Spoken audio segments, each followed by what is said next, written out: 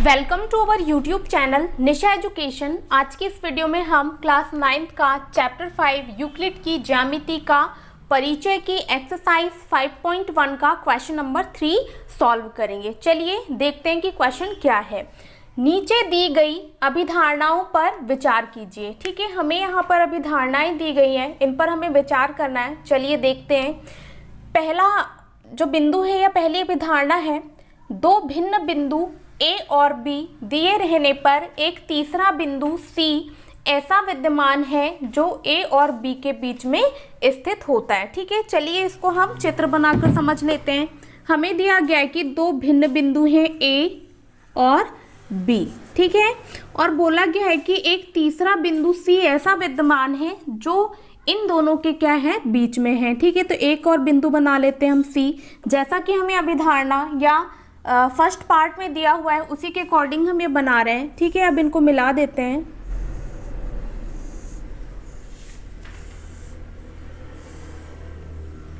ठीक, तो जैसा कि हम लोग देख पा रहे हैं तीनों क्या है, एक ही रेखा पर स्थित है। ठीक है, तो आई होप ये बात आपको अच्छे से समझ में आई होगी। जो दिया था हमने वही किया है कि दो भिन्न बिंदु ए और बी दिए रहने पर एक तीसरा बिंदु सी ऐसा विद्यमान है जो ए और बी के बीच में स्थित होता है। ठीक है, तो ये हमने बना दिया। अब सेकंड अभिधारणा देखते हैं कि यहाँ कम से कम ऐसे तीन बिंदु विद्यमान हैं कि वे एक रेखा पर स्थित नहीं है। ठीक है, तो अब हम सेकंड अभिधारणा के हिसाब से चित्र बना लेते हैं। बोला गया है कि तीन बिंदु ऐसे विद्यमान हैं जो कि एक ही रेखा पर स्थित नहीं है। ठीक है, तो पहले बिंदु को नाम दे देते हैं हम ए, इसको नाम दे देते हैं बी और इस तरीके से इनको मिला देते हैं।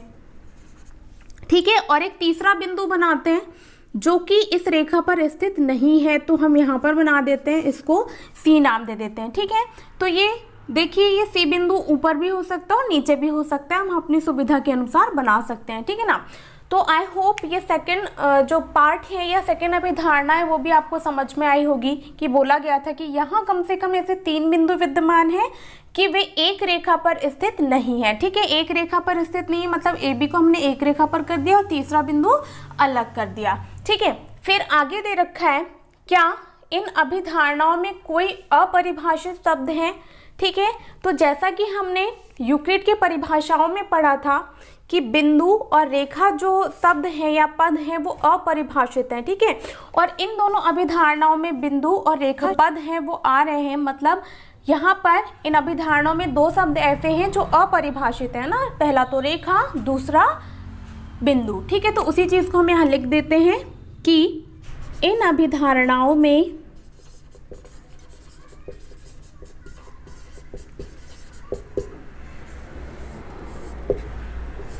दो पद अपरिभाषित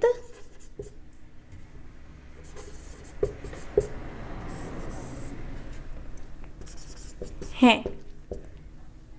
पहला है बिंदु और दूसरा है रेखा। तो आई होप ये चीज़ आपको समझ में आई होगी। यदि आपने मेरा चैप्टर 5 यूक्लिड की ज्यामिति का परिचय का जो बेसिक वाला वीडियो है वो देखा होगा तो ये चीज़ आपको बहुत अच्छे से समझ में आई होगी। और यदि आपने वो वीडियो नहीं देखा है तो सबसे पहले उस वीडियो को देखें, तो ये चीज़ें आपको आसानी से समझ में आ जाएंगी। ठीक है, अब देखिए इसी में आगे और क्वेश्चन है। ये तो हो गया कि क्या इन अभिधारणाओं में कोई अपरिभाषित शब्द है, तो हमने लिख दिया।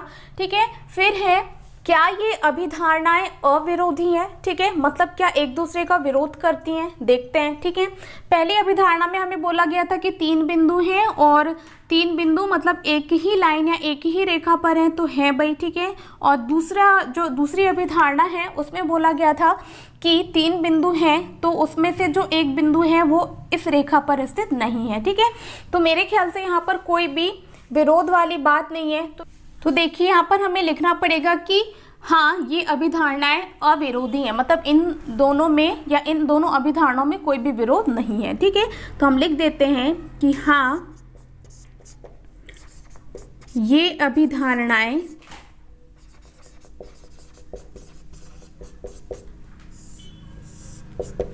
अविरोधी हैं। ठीक है, फिर आगे भी क्वेश्चन है कि क्या ये यूक्लिड की अभिधारणाओं से प्राप्त होती हैं, स्पष्ट कीजिए। ठीक है, तो यूक्लिड ने जो अभिधारणाएं दी थी उसमें ये अभिधारणाएं तो शामिल नहीं हैं। ठीक है, उन्होंने एक अभिधारणा दी थी कि किन्हीं भी दो भिन्न बिंदुओं से एक अद्वितीय रेखा खींची जा सकती है। ठीक है, ये उनकी अभिधारणा थी, ना कि ये। ठीक है, तो वही चीज़ हम यहाँ लिख देंगे। हमसे पूछा गया है कि क्या ये यूक्लिड की अभिधारणाओं से प्राप्त होती हैं, तो बिल्कुल नहीं। ठीक है, तो हम लिख देंगे यहाँ पर नहीं,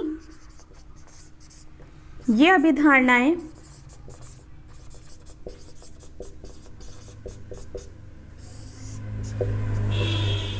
यूक्लिड की अभिधारणाओं से प्राप्त नहीं होती। अब आगे दे रखा है कि इसे स्पष्ट कीजिए। ठीक है, तो हम यूक्लिड की जो प्रथम अभिधारणा है या फर्स्ट अभिधारणा है कि किन्हीं में दो भिन्न बिंदुओं से एक अद्वितीय रेखा खींची जा सकती है, उसको हम यहाँ पर लिख देंगे। ठीक है, ताकि ये स्पष्ट हो जाए कि ये जो अभिधारणाएं हैं वो यूक्लिड से प्राप्त नहीं होती हैं। ठीक है, तो वही चीज़ हम लिख देते हैं कि यूक्लिड की अभिधारणा फर्स्ट के अनुसार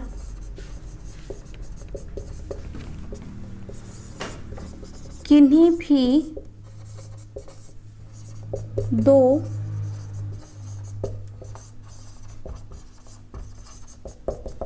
बिंदुओं से एक अद्वितीय रेखा खींची जा सकती है। ठीक है, तो आई होप ये क्वेश्चन आपको बहुत अच्छे से समझ में आया होगा। ज़्यादा कुछ था नहीं। ठीक है, बस क्वेश्चन हमें समझते जाना था और आंसर देते जाना था। ठीक है, तो चलिए नेक्स्ट क्वेश्चन सॉल्व करते हैं। नेक्स्ट क्वेश्चन है क्वेश्चन नंबर 4। पहले क्वेश्चन समझ लेते हैं। यदि दो बिंदुओं A और B के बीच एक बिंदु C ऐसा स्थित है कि AC बराबर BC है, तो सिद्ध कीजिए कि AC बराबर हाफ AB है। मतलब AC बराबर किसके, आधे AB के। ठीक है, तो एक आकृति खींचकर इसे स्पष्ट करें। ठीक है, तो चलिए इस क्वेश्चन को हम हल करते हैं, है ना। तो सबसे पहले आकृति बना लेते हैं ताकि हमें जो आगे सॉल्व करना है वो अच्छे से समझ में आ जाए। ठीक है, तो हमें बोला गया है कि दो बिंदु A और B के बीच में एक तीसरा बिंदु C ऐसा स्थित है कि AC बराबर BC, मतलब जो C बिंदु है वो AB के बीच में स्थित है। ठीक है, तो बना लेते हैं।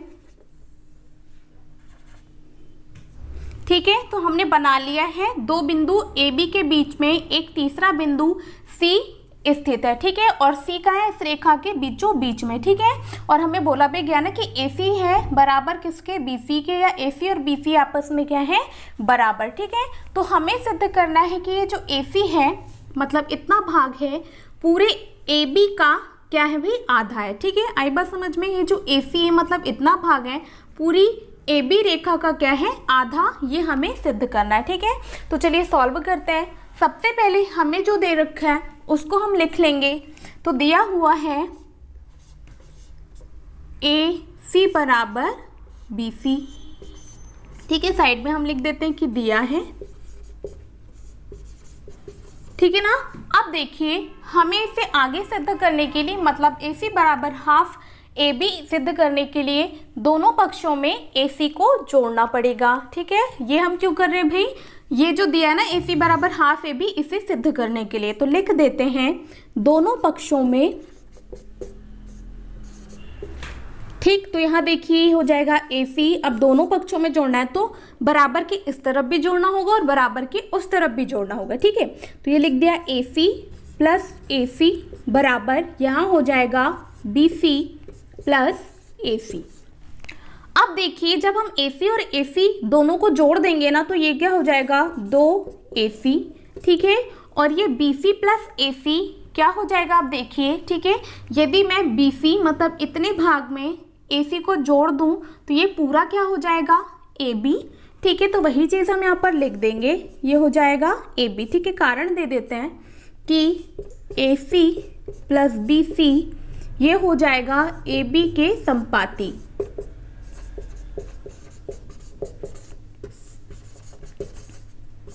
ठीक है, आई बात समझ में। मतलब यदि मैं BC और AC को जोड़ दूं तो पूरा AB बन जाएगा। ठीक है, तो AC प्लस BC और पूरा AB जो रेखा है, ठीक है, इसको हम एक दूसरे के ऊपर रखेंगे तो ये एक दूसरे को क्या कर लेंगे, पूरा पूरा कवर कर लेंगे। मतलब AC प्लस BC AB के क्या है, संपाती। तो वही चीज़ हमने लिख दी है। ठीक है, अब इसे आगे सॉल्व करते हैं। तो यहाँ से हो जाएगा AC। ठीक है, आप इस चीज़ को ध्यान में रखते हुए आगे सॉल्व करेंगे। ठीक है, AC बराबर यहाँ पर देखिए A और B है और ये दो इधर गुणे में था तो इधर आके या बराबर के इस तरफ आके क्या हो जाएगा, भाग में। ठीक है, अब देखिए जो हमें सिद्ध करना है बस वो आने ही वाला है। ठीक है ना, तो ये लिख दिया AC बराबर हाफ, और ये हाफ को हम अलग लिख सकते हैं, और ये लिख दिया AB। ठीक है, तो इस प्रकार जो हमें दिया गया था क्या, AC बराबर हाफ AB, ये क्या होता है, सिद्ध होता है। आई होप ये क्वेश्चन आपको बहुत अच्छे से समझ में आया होगा। ठीक है, मैं फिर से बता देती हूँ। जैसा कि हमें क्वेश्चन में दिया गया है, हमने चित्र बना लिया। ठीक है, कि AB जो बिंदु है उसके बीच में एक C बिंदु स्थित है और AC और BC क्या है, आपस में बराबर है। ठीक है, तो जो चीज़ हमें दी हुई है ना उसे हमने सबसे पहले लिख दिया। ठीक है, और हमें आगे सिद्ध करना है इसलिए हमने दोनों पक्षों में क्या जोड़ दिया, AC। ठीक है, AC जोड़ने से क्या हुआ, ये 2 AC हो गए और इधर हो गया BC प्लस AC। ठीक है, तो ये AC में AC जोड़ा तो 2 AC हो गए। ठीक है, और BC प्लस AC को चित्र में देखकर हम समझ सकते हैं कि AC प्लस BC क्या है, AB, तो वो हमने लिख दिया। ठीक है, और यहाँ पर कारण भी दे दिया कि AC प्लस BC AB की क्या है, संपाती। ठीक है, और इसे हमने आगे सॉल्व किया तो क्या आ गया, जो हमें सिद्ध करना था, AC बराबर half AB। I hope question number 3 और 4 आपको बहुत अच्छे से समझ में आया होगा। और यदि ये वीडियो आपको पसंद आई हो तो प्लीज़ इसे लाइक ज़रूर करें और अपने दोस्तों के साथ ज़्यादा से ज़्यादा शेयर करें ताकि उन्हें भी इन वीडियोस का फ़ायदा मिल सके। ठीक है, और यदि चैनल पर नए हैं तो मेरे चैनल को सब्सक्राइब ज़रूर करें। Thank you.